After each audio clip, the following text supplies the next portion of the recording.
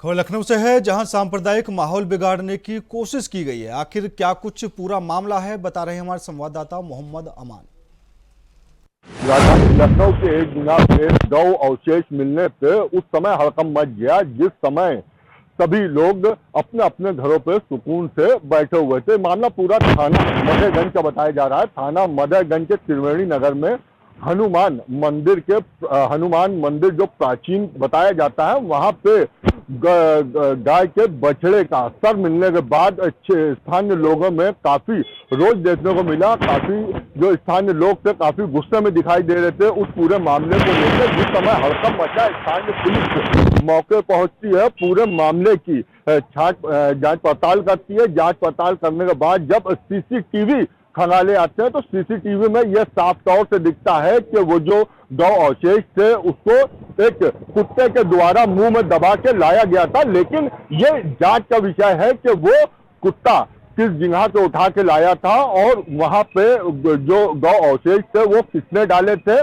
फिलहाल जो मंदिर के पास से गौ अवशेष पाए गए थे वो सीसीटीवी फुटेज में क्लियर कर दिया गया है कि वो कुत्ते के द्वारा उठा के डाले गए थे, जिसके ऊपर पूरी तरह से जो पुलिस के आला अधिकारी हैं उन लोगों ने भी कई टीमों को गठित कर दिया गया है। और पुलिस के आला अधिकारी जो एडीसीपी सेंट्रल है मनीषा सिंह है, उनका भी साफ तौर से कहना है कि इस पूरे मामले की जांच कराई जाएगी। यदि इसमें कोई दोषी पाया जाता है उसके ऊपर कठोर से कठोर कार्रवाई की जाएगी। लखनऊ से मोहम्मद अमान, इंडिया। बढ़ते अगली खबर की ओर। खबर देहरादून से है, जहां इंडिया वॉइस की खबर का बड़ा असर हुआ है। इस खबर पर ज्यादा जानकारी दे रहे हैं संवाददाता धर्नाज गर्ग। बताते चले कि उत्तराखंड के अंदर अवैध मदरसों पर लगातार कार्रवाई होती हुई नजर आ रही है, क्योंकि आप देखिएगा कि मुख्यमंत्री पुष्कर धामी ने अधिकारियों को निर्देश दिए थे कि जो इस तरह के अवैध मदरसे उत्तराखंड के अंदर है उनकी एक लिस्ट बनाई जाए और उन पर सीज की कार्रवाई की जाए, और लगातार सीज की कार्रवाई भी की जा रही है। लेकिन वहीं देखिएगा जो मदरसों में पढ़ने वाले बच्चे हैं उनका भविष्य कहीं ना कहीं अधर में लटकता हुआ नजर आ रहा है। हालांकि सरकार की तरफ से कहा गया है कि जो बच्चे मदरसों में पढ़ रहे हैं उनको किसी सरकारी स्कूल में दाखिला दिलाया जाना अनिवार्य है। लेकिन अभी तक देखा जाए कि इस पर अब कहीं ना कहीं बाल आयोग की जो अध्यक्ष हैं वो भी सख्त होती हुई नजर आ रही है, और उन्होंने शिक्षा विभाग से कहीं ना कहीं इसका डाटा मांगा है कि आखिर वो उन मदरसों के बच्चों के लिए क्या कुछ कर रहे हैं। ये देखने वाली बात होगी कि अब जो शिक्षा विभाग है वो किस तरह का डाटा उपलब्ध कराता है। लेकिन हमें देखेगा कि जो मदरसों में पढ़ने वाले बच्चे हैं उनका भविष्य कहीं ना कहीं अधर में लटकता हुआ नजर आ रहा है, क्योंकि तमाम जो मदरसे हैं इस तरह के अवैध मदरसे वो सीज किए गए हैं। लेकिन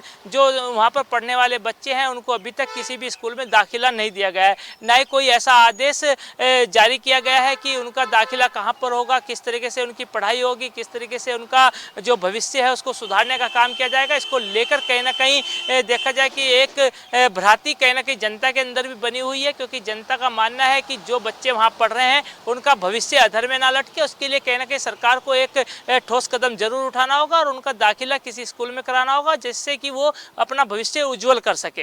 इंडिया वॉइस, धनराज गर्ग, देहरादून।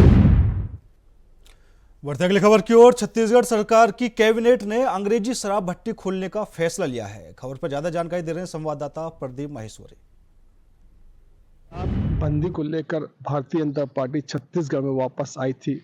आज वही भारतीय जनता पार्टी की सरकार, विष्णुदेव की सरकार, आज नई शराब भट्टी खोल रही है। बलौदाबाजार जिले में 21 नई शराब भट्टियां अब 1 अप्रैल से चालू हो जाएंगी, जहां पर एक से एक ब्रांड की शराब आपको उपलब्ध हो जाएगी। इसी बात को लेकर आज जिला कांग्रेस कमेटी में प्रेस वार्ता आयोजित की गई थी। तो उन्होंने आरोप लगाया, कांग्रेस का आरोप है कि यदि भारतीय जनता पार्टी की सरकार यदि शराब नई 1 अप्रैल जो नई शराब भट्टियां जो खुल रही हैं उसे बंद नहीं करेगी तो कांग्रेस सड़क की राजनीति करेगी और आंदोलन करेगी, और गांव-गांव में इसका आंदोलन किया जाएगा और शराब भट्टी नहीं खुलने दिया जाएगा। आज प्रेस वार्ता में जिला कांग्रेस कमेटी के अध्यक्ष हुसैन ठाकुर ने बताया कि जो भाजपा हमारे जब सरकार थी तब हमारा खूब विरोध की थी, और विरोध करने के बाद आज वही सरकार जब सत्ता में आने के बाद अपने वादों को मुकर गई, और मुकरने के बाद और शराब भट्टी खोल रही है। इसी बात को लेकर आज कांग्रेस ने प्रेस वार्ता आयोजित की गई और सरकार को चेतावनी दी, यदि समय पर हमारी बातों पर और ध्यान नहीं दिया गया, नहीं तो 1 अप्रैल को शराब भट्टी जो खोलने का प्रयास करेगी प्रदेश की सरकार, तो कांग्रेस वो शराब भट्टी खोलने नहीं देगी और इसका घोर विरोध करेगी। आपको बता दें कि वहीं भारतीय जनता पार्टी के मंत्री का तर्क है कि गांव-गांव में अवैध रूप से जो शराब बिकती है, जहरीली शराब बिकती है, जिसके कारण अकाल मौत हो जाती, उसी बात को लेकर अब शराब गांव में उपलब्ध हो जाएगी। वही नहीं, और एक नए नियम के तहत अब पहले एक व्यक्ति को 4 पाउच शराब मिलती थी और एक बम्फर मिलता था, अब वह 24 पाउच शराब अब एक व्यक्ति उठा कर ले जा सकता है। मैं इंडिया वाइस के लिए बलौदाबाजार से प्रदीप। सहारनपुर से हैरान करने वाली घटना सामने आई है, जहां बीजेपी नेता ने अपनी पत्नी और बच्चों को गोली मार दी। दोनों बेटों की मौत हो गई तो वहीं 2 की हालत नाजुक है। खबर पर ज्यादा जानकारी दे रहे हैं संवाददाता शहनवाज। सहारनपुर से दिल दहलाने वाली घटना सामने आई है। आपको बता दें, पूरा मामला सहारनपुर के गंगो क्षेत्र के सांगा ठेड़ा गांव का है, जहां पर एक बीजेपी नेता ने अपनी पत्नी और बच्चों को लाइसेंसी पिस्टल से गोली मार दी है। मौके पर ही 2 बच्चों की मौत हो गई है। सूचना मिलते ही पूरे पुलिस महकमे में हड़कंप मच गया। मौके पर पहुंची क्षेत्रीय पुलिस ने पूरे मामले की जांच की और घरों के शीशे दरवाजे तोड़कर शवों को बाहर निकाला। घायलों को नज़दीकी स्वास्थ्य केंद्र भर्ती कराया, जहाँ पर उनकी हालत को नाजुक देखते हुए उन्हें जिला अस्पताल रेफर कर दिया है। वहीं पर आपको बता दें, जो बीजेपी नेता है उसको पुलिस ने गिरफ्तार कर लिया है और उनसे पूछताछ जारी है। पुलिस पूरे मामले की गहनता से जांच कर रही है। अपने सहयोगी के साथ शाहनवाज मलिक, इंडिया वॉइस, सहारनपुर। चारधाम यात्रा को लेकर पंजीकरण शुरू हो चुके हैं, जिसको लेकर श्रद्धालुओं में भी काफी ज्यादा उत्साह देखने को मिल रहा है। खबर पर ज्यादा जानकारी दे रहे हैं संवाददाता धनराज गर्ग।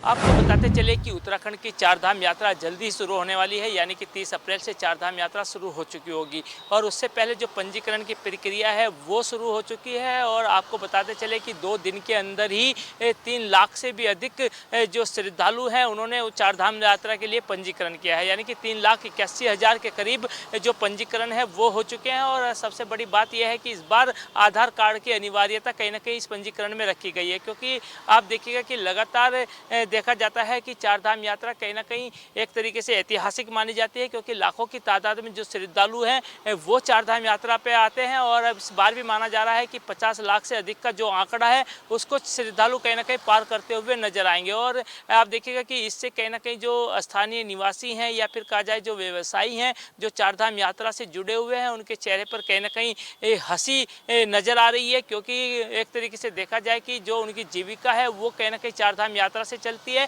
क्योंकि जब पर्यटन यहाँ आते हैं, श्रद्धालु यहाँ आते हैं तो कहीं ना कहीं उनका रोजगार चलता है और उससे कहीं ना कहीं उनका जो पूरा सीजन है यानी कि पूरा साल कहीं ना कहीं उसी से ही उनकी जीविका चलती है। India voice, Dhanraj Garg, Dehradun.